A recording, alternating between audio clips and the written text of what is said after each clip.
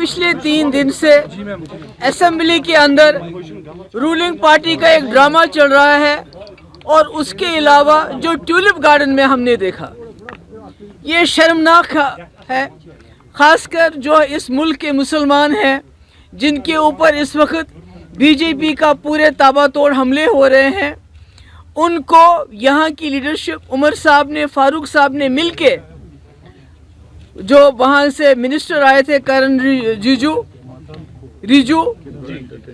रिजू जो यहाँ आए थे, उनका इस्तेकबाल करके उन्होंने पूरे मुल्क के मुसलमानों को ये पैगाम दिया कि जो आपके साथ इस वक्त पार्लियामेंट के अंदर हुआ, जो वक्त में अमेंडमेंट लाया गया, उसके साथ यहाँ की सरकार है, उसके खिलाफ नहीं है।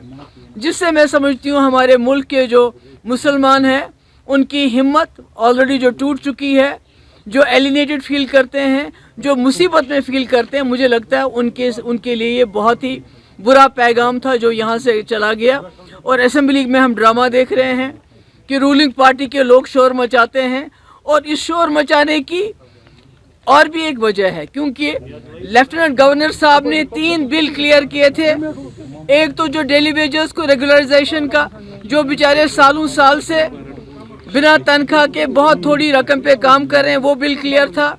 जो ज़मीन, गरीब लोगों को ज़मीन देने के लिए जो वहीद परा साहब ने और एक बिल लाया था, उसको एलजी ने क्लियर किया था। और तीसरा बिल, शराब के ऊपर बैन लगाने का बिल, वो भी क्लियर कर लिया था।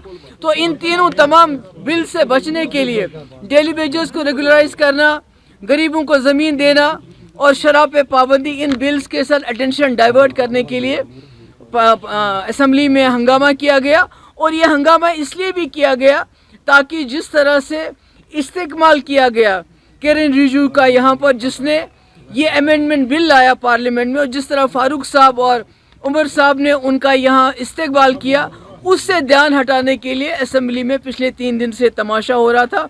और आज हमारे साथ यहाँ हमारे एडवोकेट मजीद साहब हैं जो सुप्रीम कोर्ट लॉयर हैं।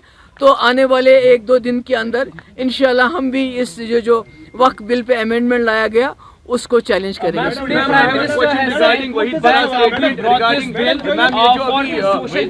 एक बात करो, किया है concern regarding this domicile certificates non locals के लिए, उस पर आपका क्या मैम रिएक्शन? नहीं, देखिए ये तो कोई नई बात नहीं है।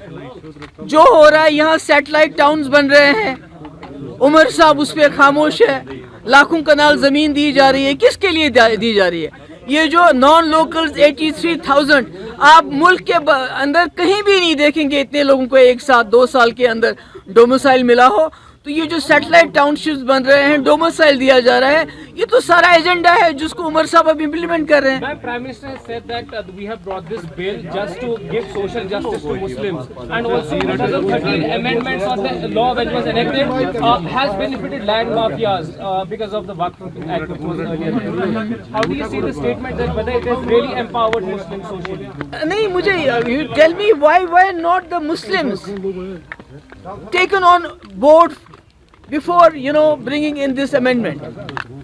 Nobody, कोई मुसलमान किसी, सब इसकी मुखालफत कर रहे हैं। Everybody except for National Conference और उनकी लीडरशिप, सब इसकी मुखालफत कर रहे हैं। उमर साहब ने मुखालफत नहीं की, फारूक साहब ने मुखालफत नहीं की, पर मुल्क के अंदर तमाम मुसलमान और यहाँ तक कि जो सेकुलर जमातें हैं, सब इसकी मुखालफत कर रहे हैं। अगर ये मुसलमानों के हक में होता तो मुसलमानों के मडगुजारों पे इस वक्त कब्जा करने की कोशिश नहीं होगी। इस ड्रामा का क्या इम्पैक्ट पड़ सकता है? मैं ओवरऑल अगर देखेंगे सीएम उमर अब्दुल्ला साहब जो है वो मौजूद, इसका कोई वैल्यू? देखिए उमर साहब को इन दिनों असेंबली में होना चाहिए था और खड़े होकर ये बात कहनी चाहिए थी जिसे तमिलनाडु में सरकार ने कहा हम इम्प्लीमेंट नहीं करेंगे। इसी तरह उमर साहब को भी कहना चाहिए था हम इसको यहाँ इम्प्लीमेंट नहीं करेंगे। Thank you.